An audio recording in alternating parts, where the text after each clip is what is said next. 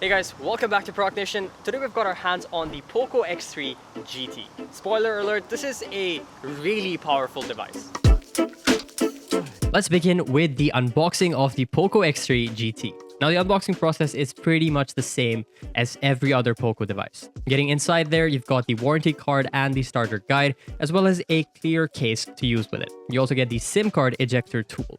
And typical to every POCO device unboxing, you've got those bunch of stickers there as well. Now moving on, you've got the phone right there with all the major specs on it, but we're going to discuss that a little bit later. Now getting into the box, you get a massive 67 watt fast charger included, as well as a USB Type-C cable.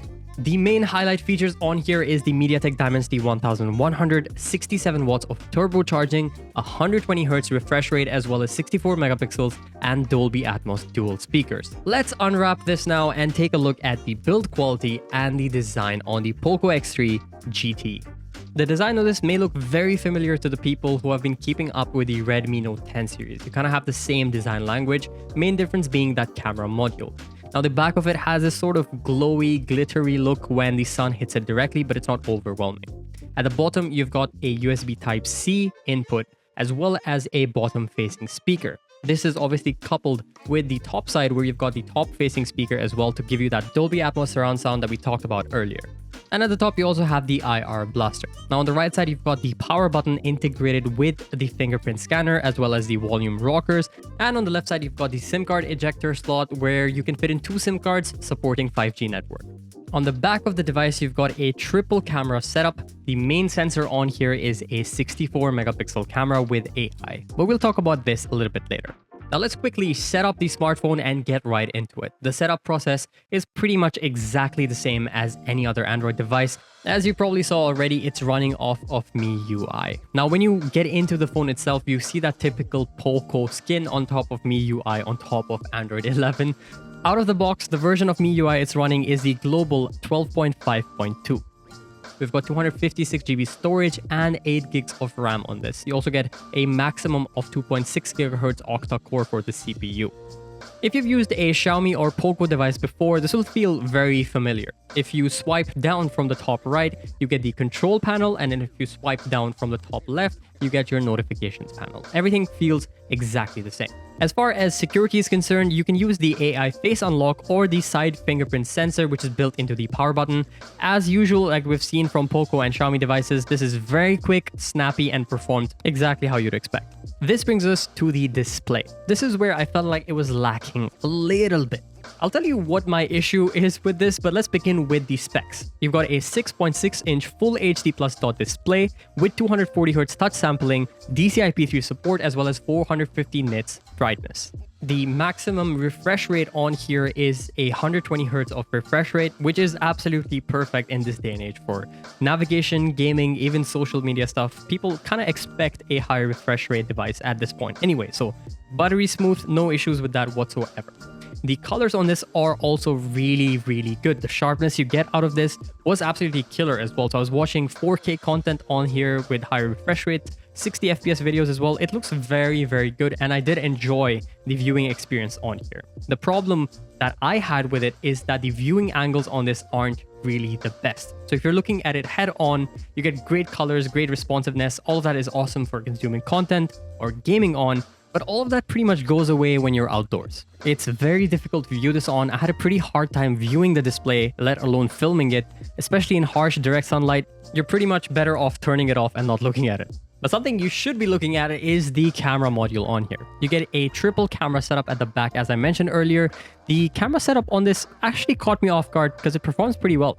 The main camera on here is a 64 megapixel f1.79 aperture, followed by an 8 megapixel ultra wide angle camera with 120 degree viewing angle. Finally, you have a 2 megapixel macro camera. I don't even know why we need this, really. I don't get it, but it's there if you need it.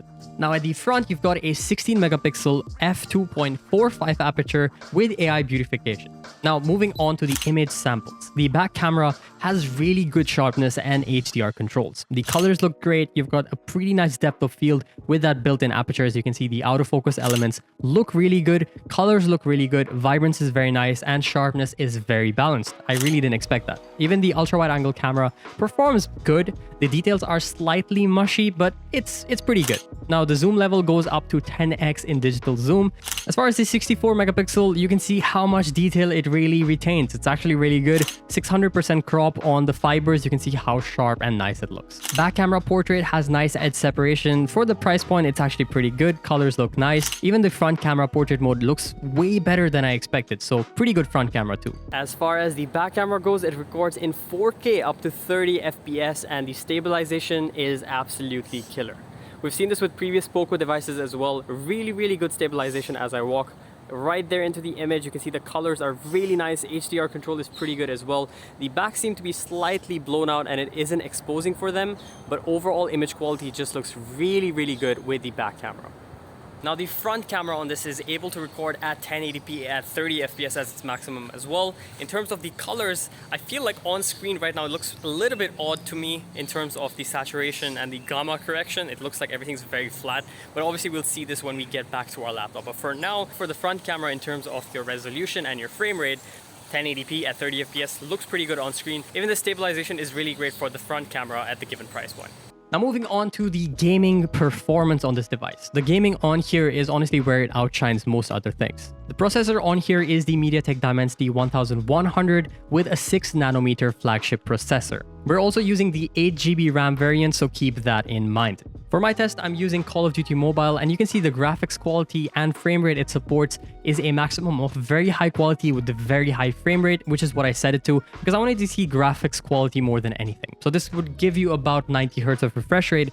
And to be honest, this looks absolutely stunning. The gaming performance on this has been one of the best I've tried out recently. As you can see, the graphics are on their max setting and I get a really good frame rate, really pleasant experience while gaming on here. And that's all thanks to the way this device has been made, oriented towards gaming. You also have liquid cooling technology to keep the device cool at all times while you're playing. This overall just results in a great experience while playing with a nice refresh rate, really nice colors overall on the display, and gaming on this is definitely a 10 out of 10. Another huge plus on here is the battery performance. You get a 5000 milliamp hour battery capable of 67 watts of turbocharging. The fact that you get the turbocharger included in the box as well, just really awesome. Hats off to you, POCO, for doing that. Thank you for not making us purchase this separately. So yeah, overall the charging experience supporting quick charge, you can go all the way from 25 to 100% in literally about 25 to 30 minutes. So under an hour, full charge, no problem. So all in all, the POCO X3 GT is a great device all around. The one place I would say it is lacking is the display. The viewing angles aren't the best. In direct sunlight, you can almost not see the phone at all.